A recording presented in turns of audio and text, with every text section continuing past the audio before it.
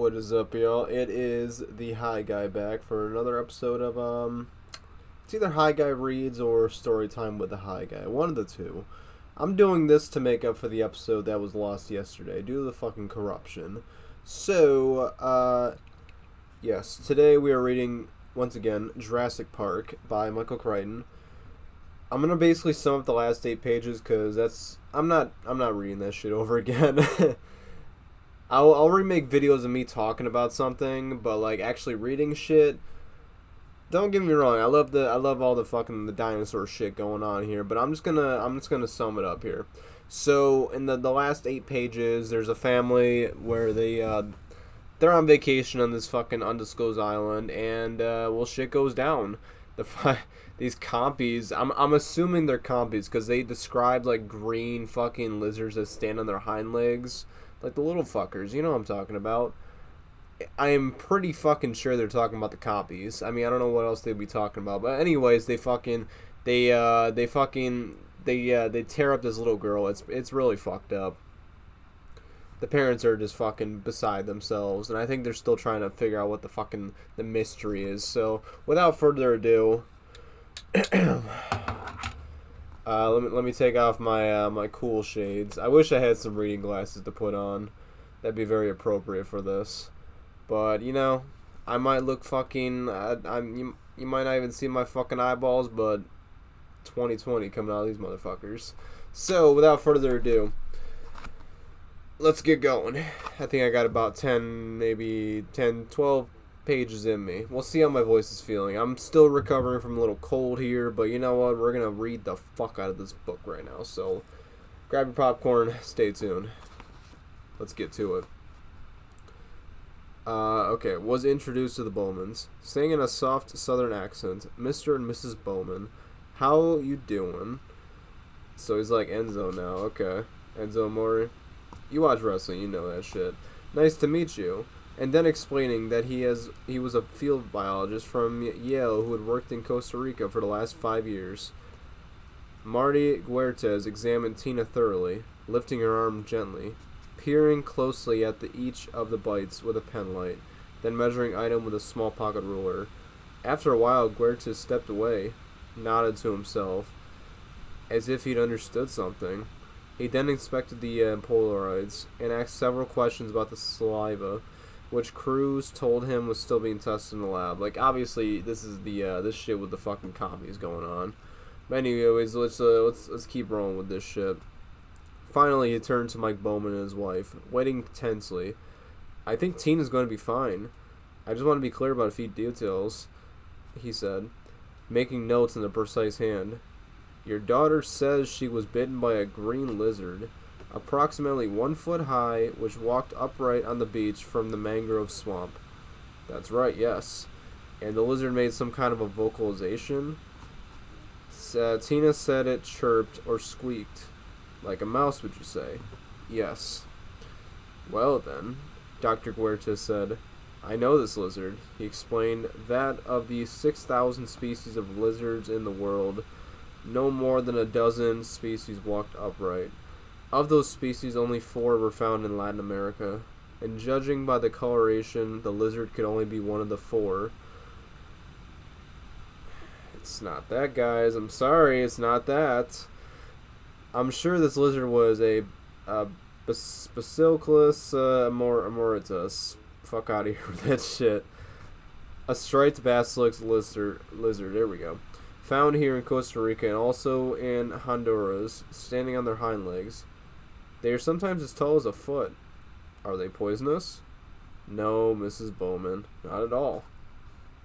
Guertes explained that the swelling in Tina's arm was an allergic reaction.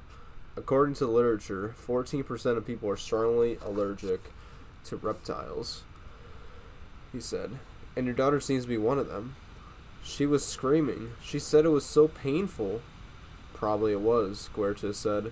Reptile saliva contains serotonin, which causes tremendous pain.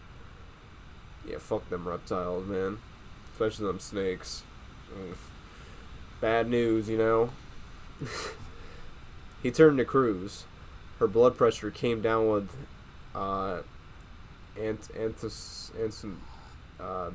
Fucking Advil. Shit. Yes, Cruz said promptly.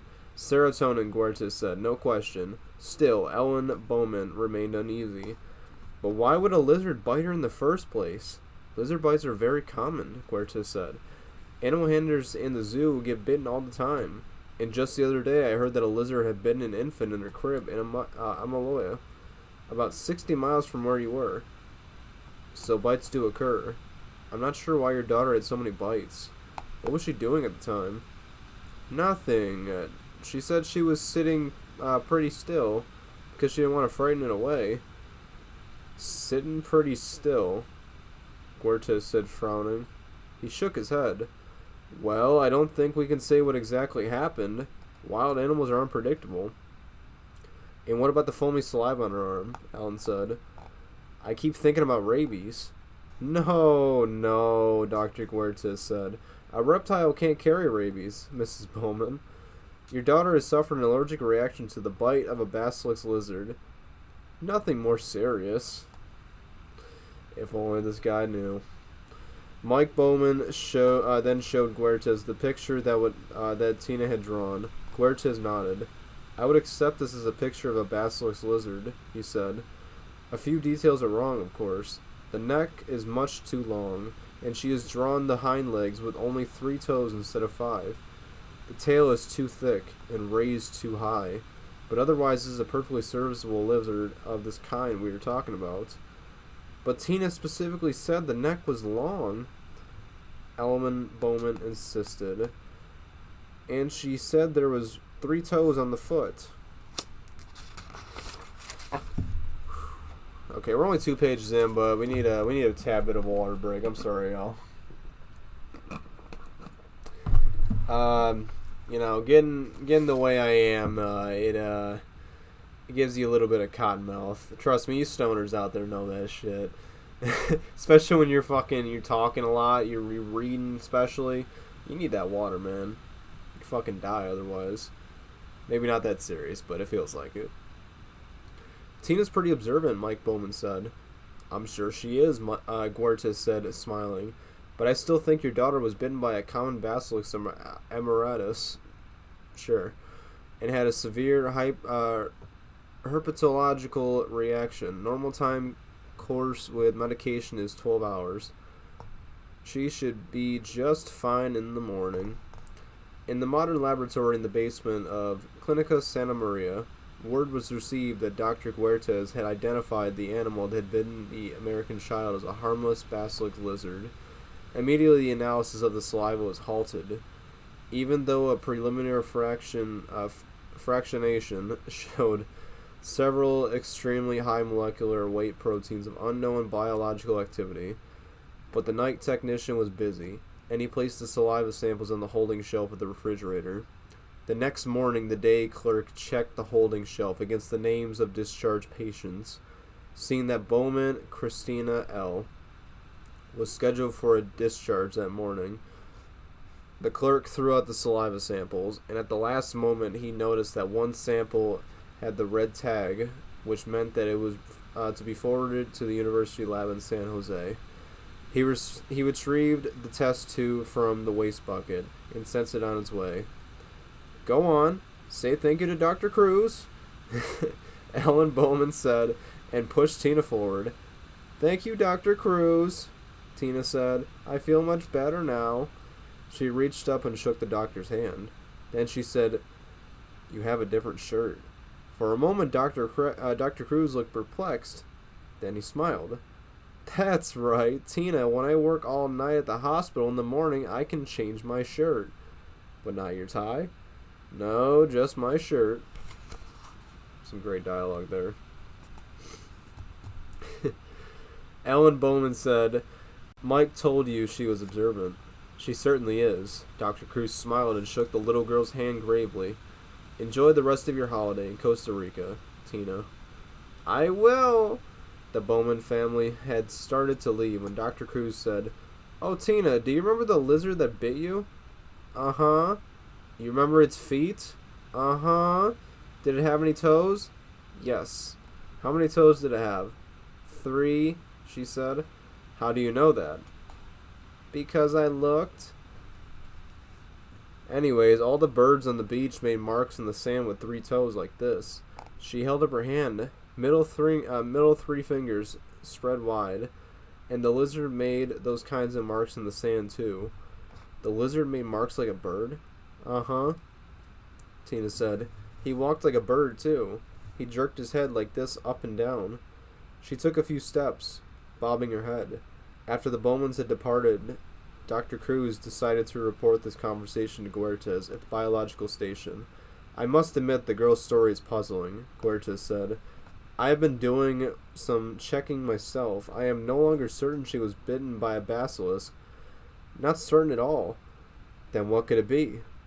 Well, Guertes said, let's not speculate prematurely. By the way, have you heard of any other lizard bites at the hospital? No, why? Let me know, my friend, if you do.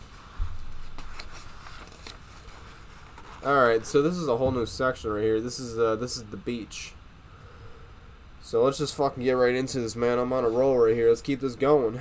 Marty Guertes sat on the beach and watched the afternoon sun fall lower in the sky until it sparkled harshly on the water of the bay, and its rays reached beneath the palm trees to where he sat among the mangroves on the beach of Cabo Blanco.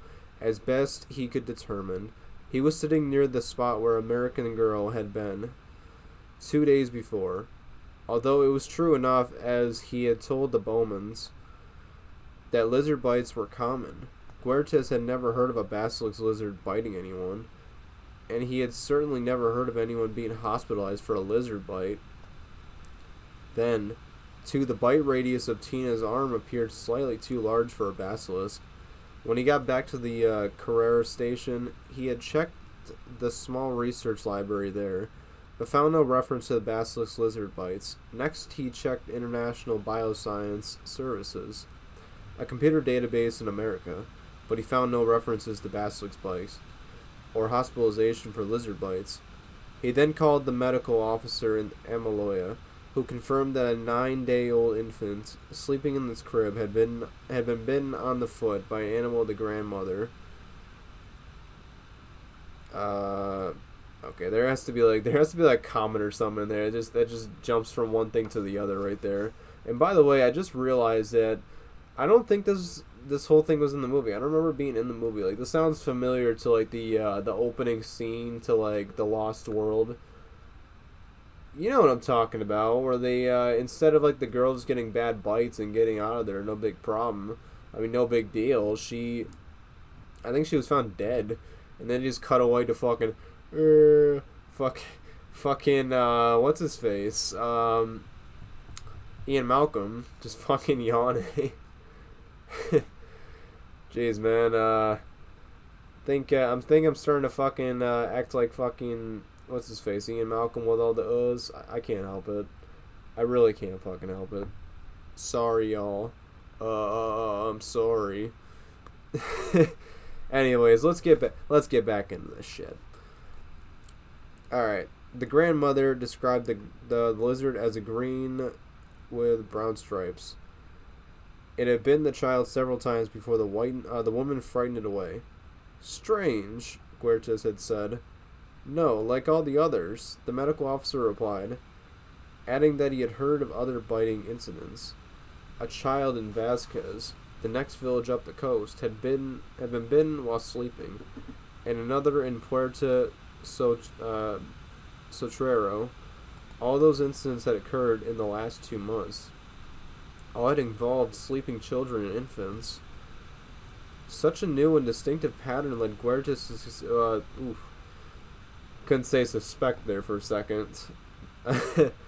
Alright, so to suspect the presence of a previously unknown species of lizard. This was particularly likely to happen in Costa Rica, only 75 miles wide at its narrowest point. The country was smaller than the state of Maine, yet within its limited space, Costa Rica had remarkable diversity of biological habitats.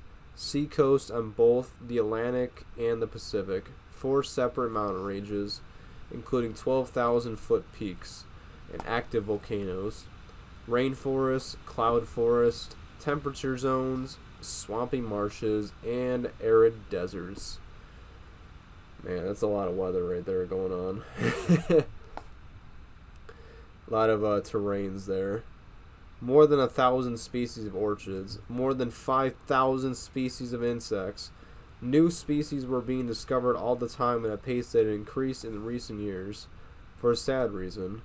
Costa Rica was becoming deforested, and as jungle species lost their habitats, they moved to other areas, and sometimes changed behavior as well. So a new species was perfectly possible. But along with the excitement of a new species was the worrisome possibility of new diseases. Lizards carried viral diseases, including several that could be transmitted to man.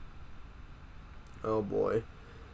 Yeah, this is why I read the books, man, for this new shit right here, because they're teasing these fucking nasty-ass diseases that the lizards are carrying, which might play a big role in Dominion. You don't even know, because they're getting onto the mainland. They're going to be living with the people, so shit, this could be an issue in the next movie. I'm curious to see how it's going to be. Can't wait to see that movie. Even the last one kind of sucked, but I'm hyped for the next one. And Evolution 2. That's going to be streamed on Twitch and put onto good old YouTube. Count on that for sure. Guertes felt it was important to find this new lizard, if only to test it for disease. Sitting on the beach, he watched the sun drop lower and sighed. Perhaps Tina Bowman had seen a new animal, and perhaps not. Certainly Guertes had not. Earlier that morning, he had taken the air pistol, loaded the clip with ligamine darts. I'm assuming those are like knockout darts, and set out for the beach with high hopes. But the day was wasted. Soon he would have begun the drive back up the hill. And from the beach, he did not want to drive that road in darkness. Guertes got to his feet and started back up the beach. Farther along, he saw the dark shape of a howler monkey. Ambling along the edge of the mangrove swamp, Guertes moved away, stepping out towards the water. If there was one howler, there would probably be others in the trees overhead. And howlers tended to urinate on trees. Oh, Jesus Christ, alright. Probably fucking throw their shit at them too. You know how those monkeys are, man. Can't trust them. But this particular howler monkey seemed to be alone, and walking slowly, pausing frequently to sit on its haunches. The monkey had something in its mouth. As Guertes came closer, he saw it was eating a lizard. The tail and the hind legs dropped from the monkey's jaw. Even from a distance, Guertes saw if he could see the brown stripes against the green. So he's eating a Compy, I'm assuming. Alright. Guertes dropped to the ground and aimed the pistol. The howler monkey, accustomed to living in a protected reserve, stared curiously. He did not run away, even when the first dart whined harmlessly past him. That's a weird word, whined for it, okay. When the second dart struck, deep in the thigh, the howler shrieked in anger and surprise, dropping the remains of its meal as it fled into the jungle. Guertes got to his feet and walked forward. He wasn't worried about the monkey. Of course he wasn't. The tranquilizer dose was too small to give it anything but a few minutes of dizziness. Already he was thinking of what to do with his new find. Guertes himself would write the preliminary report, but the remains would have to be sent back to the United States for final positive identification. Of course, to whom should he send it? The acknowledged expert was Edward H. Simpson, emeritus professor of zoology at Columbia University in New York. An elegant older man with swept-back white hair, Simpson was the world's leading authority on lizard taxonomy. Probably, Marty thought. He would send his lizard to Dr. Simpson. Alright, so this is the title of this, I think, chapter is New York. I don't even know if you can call them chapters. If they are, they're fucking really miniature. Let me see here. Yeah, Shore of the Inland.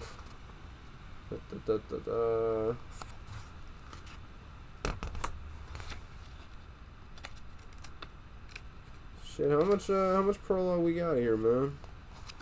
Shit.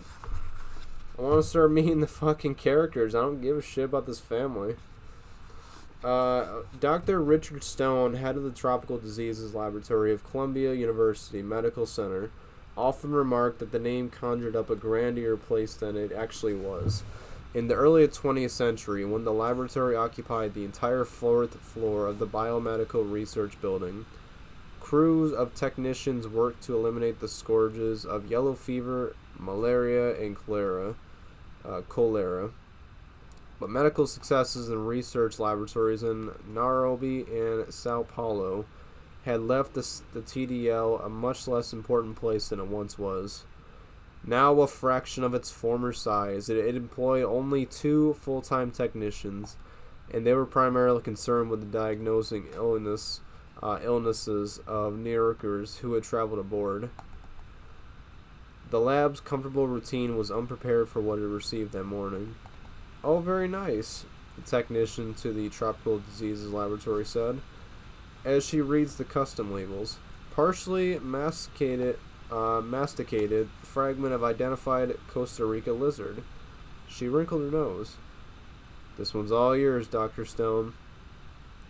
Richard Stone crossed the laboratory to inspect the new arrival. "Is this the material from Ed Simpson's lab?" "Yes," she said. "But I don't know why they'd send a lizard to us." "His secretary called," Stone said. "Simpson's on a field trip in Borneo for the summer, and because there's a question of communicable disease with this lizard, she asked our lab to take a look at it. Let's see what we got." The white plastic cylinder was the size of a half-gallon milk container. It had locking metal latches and a screw top. Okay, I'm going to get through 26 and 27 because that's where we're at. I'm going to do that, and then I think we're going to call it quits before I lose my damn voice. Okay, you know what? We're going to get to 29 because that's a whole new fucking chapter. Yeah, actually, we're going to get through 29, then we're going to get to fucking 30. So we got 4 more pages in us. All right, so just bear with me here. Okay, here we go. Actually, you know what? Water time. Alright, let's go. Let's fucking do these 4 pages. Let's go. It was labeled International Biological Specimen Container and plastered with stickers and warnings in 4 languages. The warnings were intended to keep the cylinder from being opened by suspicious custom officials. Apparently the warnings had worked. As Richard Stone swung the big light over, he could see the seals were still intact. Stones turned on the air handlers and pulled on plastic gloves and a face mask. After all, the lab had recently identified specimens contained with Venezuelan equine fever, whatever the fuck that is, Japanese bee encephalitis, Kyasanur forest virus, Langet virus, and Mayaro. Then he unscrewed the top. There was this hiss of escaping gas, and white smoke boiled out. The cylinder turned frosty cold. Inside he found a plastic Ziploc sandwich bag containing something green. Stone spread a surgical drape on the table and shook out the contents of the bag. A piece of frozen flesh stuck to the table with a dull thud. "Huh?" the technician said. "Looks eaten." "Yes, it does," Stone said. "What do they want with us?" The technician consulted the enclosed documents. "Lizard is biting local children." Oh, God. Alright. "They have a question about identification of the species, and a concern about diseases transmitted from the bite." She produced a child's picture of a lizard, signed Tina at the top. One of the kids drew a picture of the lizard. Stone glanced at her picture. "Obviously, we can't verify the species," Stone said. "But we can check diseases easily enough if we can get any blood out of the fragment." "What are you calling this animal?" Baspiciculus amoratus with 3-toe genetic anomaly." She said reading. "Okay," Stone said. "Let's get started. While you're waiting for it to thaw, do an x-ray and take Polaroids for the record. Once we have blood, start running What the hell are you licking over there, bro? So damn loud. That's all I hear is just fuck. Like, for God's sakes, man. No manners. Okay. Let's get started. While you're waiting for it to thaw, do an x-ray and take Polaroids for the record. Once we have blood, start running antibody sets until we get some matches. Let me know if there's a problem. Before lunchtime, this lab had an answer for the lizard blood. Showed no significant reactivity to any viral or bacterial antigen. They had run toxicity profiles as well, and they had found only one positive match. The blood was mildly reactive to the venom of the Indian king cobra, but such cross reactivity was common among reptile species.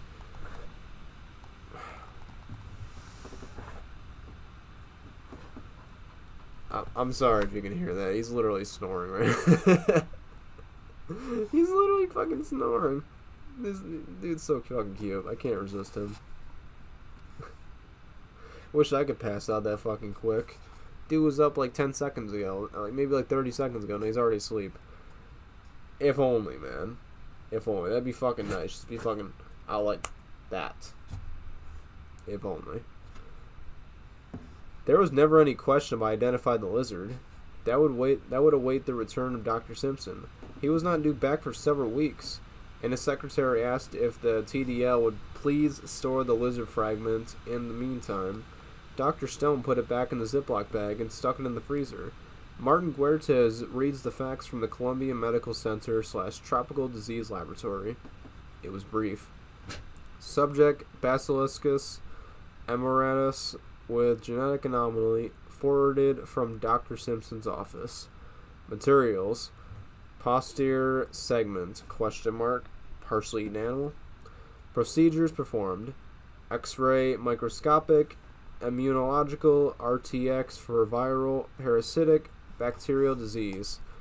Findings, no histological or immunologic evidence for any communicable disease in man in this Bacillus emeritus sample. How many times they make me say that shit, bro? I can't fucking say it. Guertes made two assumptions based on this memo. First, that his identification of the lizard as a bacillus had been confirmed by scientists at Columbia University. And second, that the absence of communicable disease meant the recent episodes of sporadic lizard bites implied no serious health hazards for Costa Rica. On the contrary, he felt his original... 2 to go. His original views were correct. That a lizard species had been driven from the forest into a new habitat and was coming into contact with village people.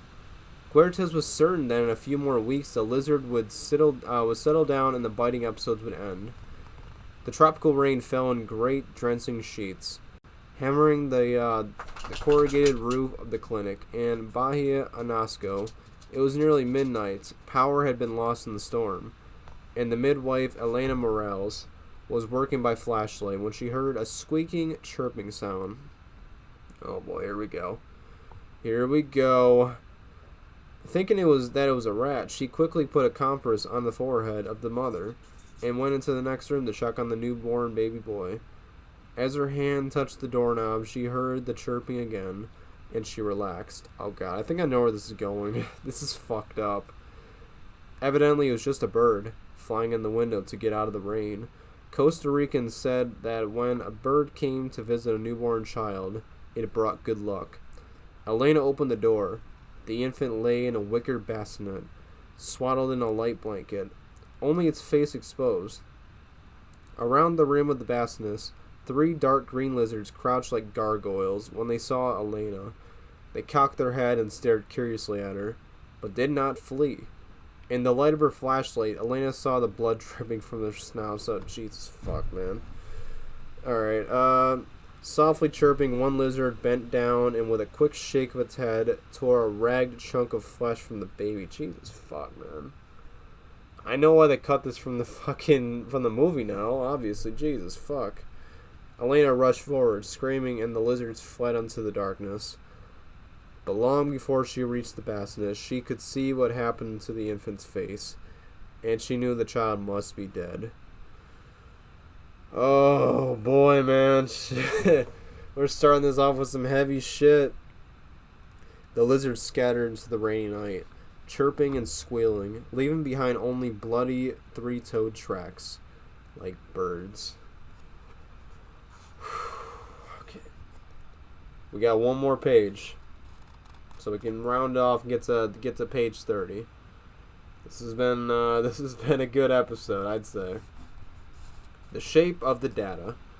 Later, when she was calmer, Elena Morales decided not to report the lizard attack, despite the horror she had seen. Why would you not report this? This is fucking terrible. She began to worry that she might be criticized for leaving the baby unguarded. Oh, okay, we see. I see what's going on now. So she told on the mother that the baby had asphyxiated, and she reported the death on the form she sent to San Jose as SIDS. Sudden infant death syndrome. Jesus Christ.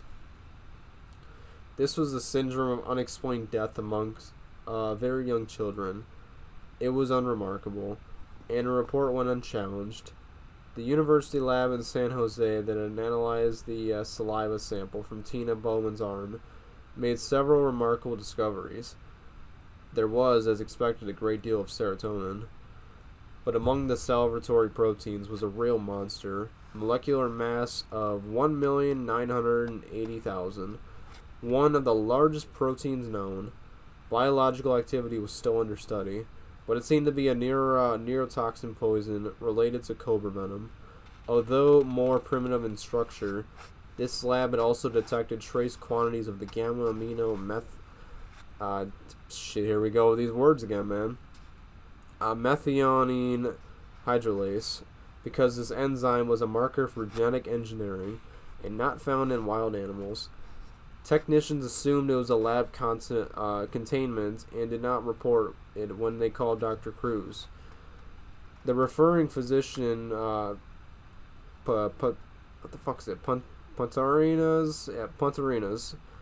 The lizard fragment rested in the freezer at Columbia University, awaiting the return of Dr. Simpson, who was not expected for at least a month, and so things might have remained. It was only a matter of time, sorry. Yeah, we had to sneak that right at the end. The lizard fragment rested in the freezer at Columbia University, awaiting the return of Dr. Simpson, who was not expected for at least a month. So it's gonna be fucking stinky as shit by that point. And so things might have remained had not a technician named Alice Levin walked into the tropical diseases laboratory, seen Tina Bowman's picture, and said, "Oh, whose kid drew the dinosaur?" "What?" Richard Stone said, turning slowly towards her. Okay, this is like a page and like a third. I can do this. We're gonna get to 32. We're gonna get the second iteration. We got this, man. Bonus content right here. Let's go. The dinosaur, isn't that what it is? My kid draws them all the time. This is a lizard, Stone said, from Costa Rica. Some girl down there drew a picture of it. No, Alice Levin said, shaking her head. Look at it. It's very clear. Big head, long neck, stands on its hind legs, thick tail. It's a dinosaur. It can't be. It was only a foot tall. So, there were little dinosaurs back then, Alice said. Believe me, I know. I have 2 boys. I'm an expert. Yeah, she knows. The smallest dinosaurs were under a foot. Teenosaurus or something like that. Come on, bitch. I don't know. Those names are impossible. You'll never learn those names if you're over the age of 10. You don't understand, Richard Stone said. This is a picture of a contemporary animal. They sent us a fragment of the animal. It's in the freezer now. Stone went and got it and then shook it out of the baggie. Alice Levin looked at the frozen piece of leg and tail and shrugged. She didn't touch it. I don't know, she said. But that looks like a dinosaur to me. Stone shook his head. Impossible. Why? Alice Levin said. It could be a leftover or a remnant of whatever they call them. Stone continued to shake his head. Alice was uninformed. She was just a technician who worked in the bacteriological lab down the hall, and she had an active imagination. Stone remembered the time when she thought she was being followed by one of the surgical orderlies. Whatever the fuck that says, bro. I'm tripping today, man. You know, Alice Levin said, if this is a dinosaur, Richard, it could be a big deal. It's not a dinosaur. Has anybody checked it? No, Stone said. We'll take it to the Museum of Natural History or something. Alice Levin said, you really should. I'd be embarrassed. You want me to do it for you, she said. No, Richard Stone said. I don't. You're not going to do anything? Nothing at all. He put the baggie back in the freezer. It's not a dinosaur. It's a lizard. And whatever it is, it can wait until Dr. Simpson gets back from Borneo to identify it. That's final. This lizard's not going anywhere. What a dick. Alright, so when we continue this next time, this is the second iteration. That's what they call it. You can see it kind of like right there. Yeah, second iteration. We get an Ian Malcolm quote down here in the bottom. With subsequent drawings of the fractal curve, sudden changes may appear. Interesting. So yeah, when we start this up next time, it'll be page 35. The shores of the inland sea. I don't know how far we're going to get, but... oh, the first word is Alan Grant. So we're going to be seeing our boy pretty soon, man. At least he's my boy. He's one of my favorite characters. Classic fucking character. So yeah, we're on page 35. So next time we carry this on, I'm gonna do Fire and Blood next. I'm just gonna keep going back and forth, you know. Yeah. So next book reading thing, expect Fire and Blood for sure. Get these back on for the end of the video. I appreciate you all for watching this shit and listening to me fucking struggle for this shit for the last fucking 37 minutes and change. Y'all are the goats. You're the best. I hope you have a good day. Take it easy. And as always, remember, stay high.